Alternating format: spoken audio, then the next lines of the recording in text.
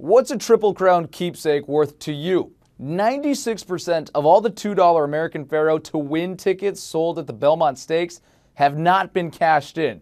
That's worth over a collective $315,000.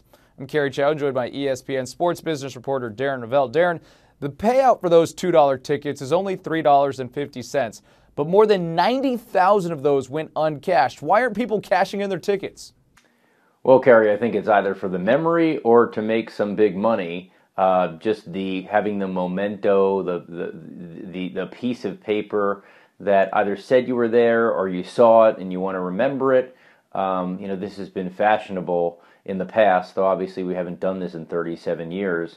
But you've seen on eBay Secretariat or Seattle Slew or Affirmed uncashed tickets. So I guess, either a memory or people think they're going to make a pretty penny selling them. What we've seen so far on eBay, by the way, in the first couple hours after, there were a couple bids for these tickets that went for $100, $150, but it's kind of settling down more in the $20 to $30 range. So, I mean, whether you want to, keep it for your memory or sell it, it's worth probably 10 times more than it's actually worth if you cash it in. So I think from that standpoint, people are making a good bet.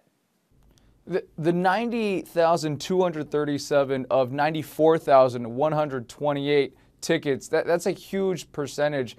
Is that the highest percentage of uncashed tickets ever? I would say it probably is. Obviously, this was, historical, something we hadn't had in a long time. The folks at the New York Racing Association didn't necessarily have those records, but I don't expect a lot of people to cash it in by the time they'd have to on March 31st, 2016. If it doesn't get cashed in by then, it actually goes to the state of New York. So it's not like Belmont, which could use some cash to make some renovations, if you know what I mean. It's not like they get flush with the money. But it's certainly interesting. As soon as I walked out with a couple of these, and I could not believe it was that high. I guessed that there'd maybe be 35,000 people who maybe saved their tickets. Not this high of a number by far.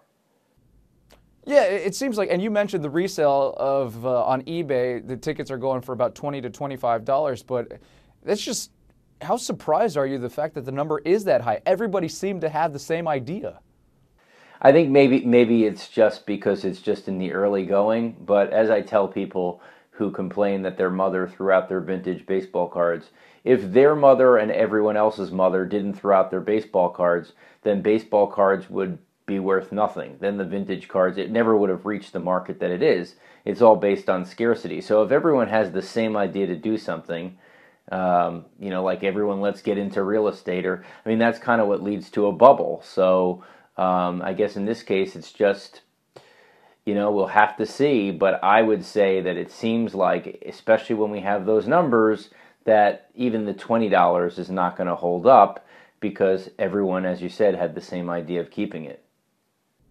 Including our very own ESPN sports business reporter, Darren Rovell. Thanks so much, Darren. As always, American Pharoah, of course, the first Triple Crown winner since Affirmed in 1978.